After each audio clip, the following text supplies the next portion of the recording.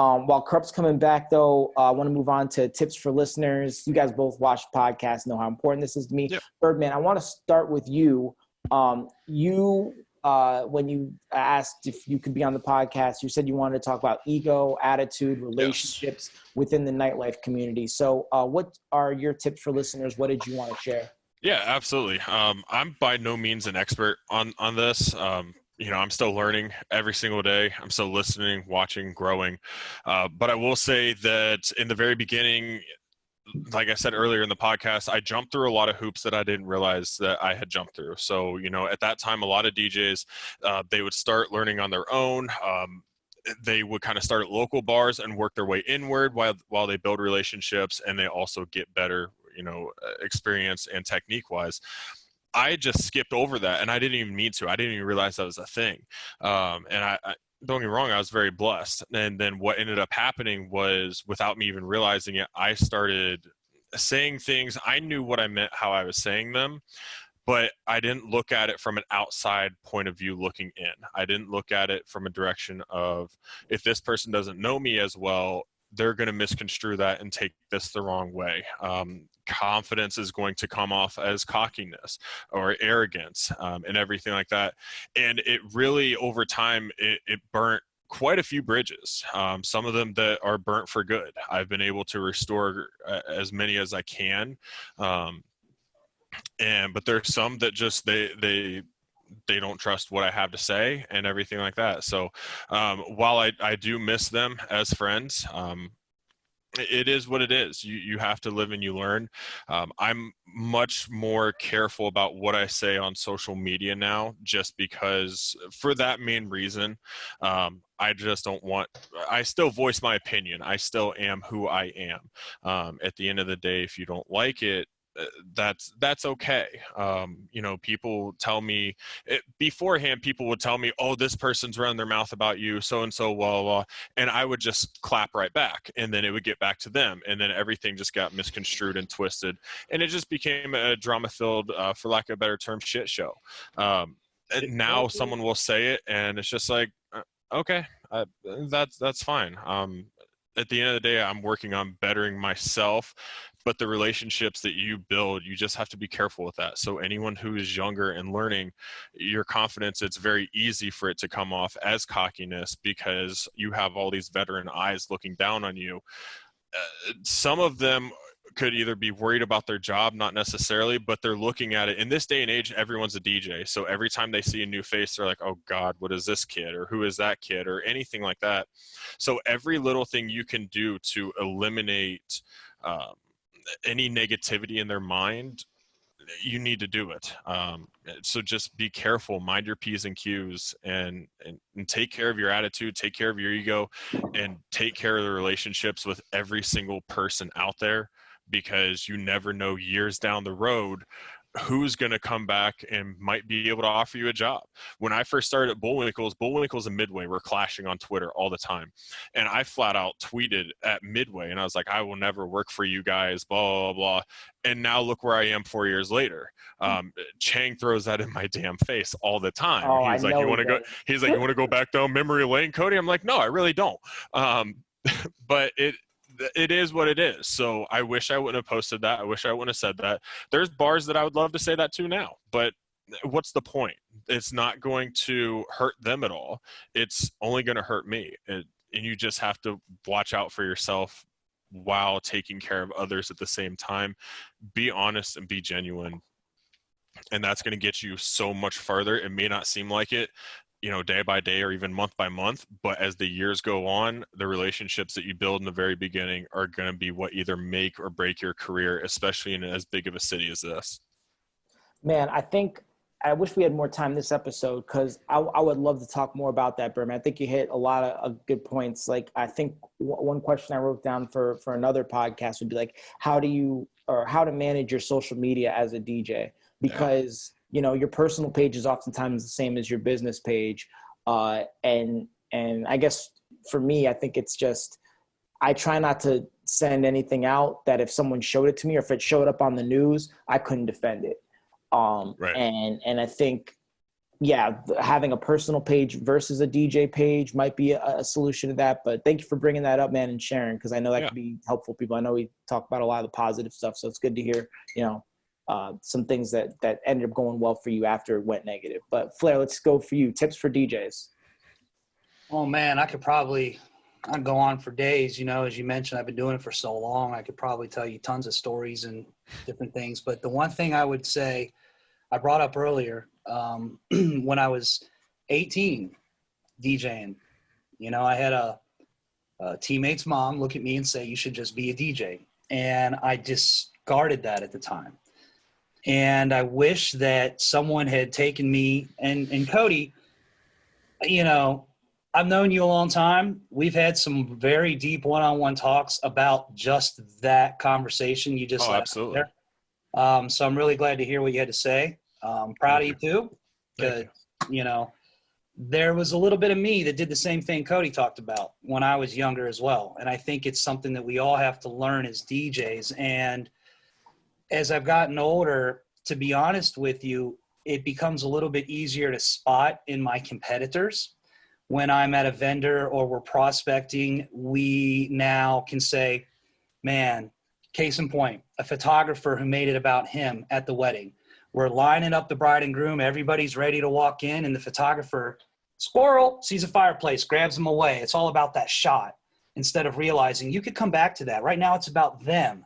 So as young DJs, we think too much about us, and we think it's about us, and it's not. It really isn't, and it takes a long time to learn that. Some more than others, longer than others. And I use this stupid, I've been saying it for 20 years, statement. You can either be a DJ that gets paid, or you can be a DJ that gets laid.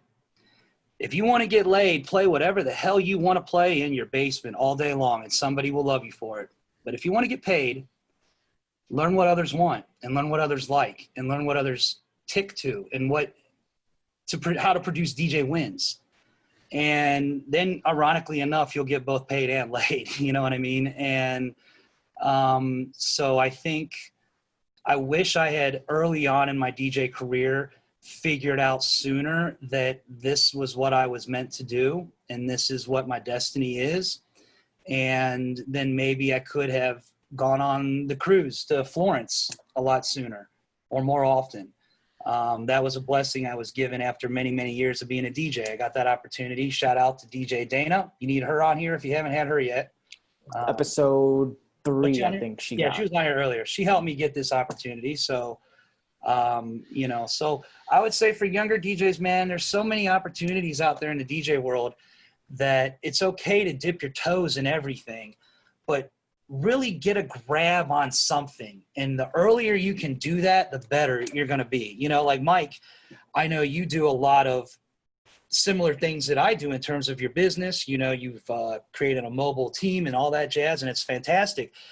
But I'm envious because you're younger than me. So you got started a little bit sooner. You know what I mean? And those are years that we've already explained I'll never get back. So I'm glad I look young because it helps, but when you're a DJ, you can't live in this world forever. So you have to get your claws in other areas so that you can, because, most people don't know Mike G was one of the best DJs in the city long before he owned half of the city in bars and clubs. You know what I mean? Swanson was one of the best promoters in the world, as far as I'm concerned, before he bought into these places. Mm-hmm. Because when I was 18, I didn't start on the tables. I started on a microphone at Red Zone for Swanson and Corso back then. So, I was hyping up DJ Tommy D up in the, so a lot of those older guys were doing other things before they're doing what they're doing now. So I would say to younger guys, get your feet in early, learn what you want to do, and try to branch out to make sure that you don't, rely on one thing, because look what's happened right now. That one thing is gone. Like it. And then we're running out of time, guys. Where can people find you online? What are your social media handles? Cody, you want to go? Oh man, I don't even remember all mine. I think my Twitter is at DJ BYRDMAN1. The guy who has DJ Birdman hasn't posted in 7 years. I messaged him. I was like, bro, I'll pay you $20 for it. And he's never even opened the damn thing. So I think I'm stuck with that. I think I have Birdman4811 on Instagram, Snapchat, Facebook should be Birdman4811. And that's pretty much it. I couldn't even tell you my SoundCloud. That goes back to the whole mixes thing. Last time I made a mix, I couldn't tell you, so I don't even know what my SoundCloud name is. That's funny. DJ Flair, what's up? Yeah, so much like James said earlier with branding, DJ Flair is what people call me. Flair Entertainment is the name of my business. DJ Flair is kind of what I've led with because it's branded better than Flair Entertainment. So you can find me anywhere by just searching DJ Flair, FLAIR. But primarily I'm on Instagram, DJ Flair1. And on Facebook, we have our business page, DJ Flair Columbus. But, my website is musicwithflair.com. So, most of my stuff is primarily based on weddings and private party bookings and such now. So that's where you would find me there. I do have mixes on Mixcloud if you search DJ Flair. But again, my focus has mainly been on that wedding stuff with musicwithflair.com. And guys, big shout out to 614. 614 partners with us. And I'm going to remember the word this time, James. They do really great apparel, bracelets, T-shirts, all stuff that's very Columbus-based. So we try to give them a shout out every episode. And as I was talking about earlier, Intel released clips. And I actually found that out by MailChimp. DJs, if you do not have a MailChimp, and especially producers, if you release a project, if you have a song out, making sure that you get it out to your MailChimp followers is a really good way to circumvent the algorithms of social media. And I've talked about that before. And then I just want to know, do you guys have any shout outs to give before we let James wrap this up? Shout out to my boss, Chang. We don't need to shout out Chang. No, I'm going to anyways. I owe him a lot. He teaches me a lot every single day. Shout out to the guys I work with, Connor, Trevor, Mitch. Shout out to my mom and dad. I think they're still watching. Hi. Oh, that's awesome, man. And I think that's it for right now. Cool. Flair? I want to shout out to everybody that joined in to listen to me rant. Thank you, Kyle, for pointing that out.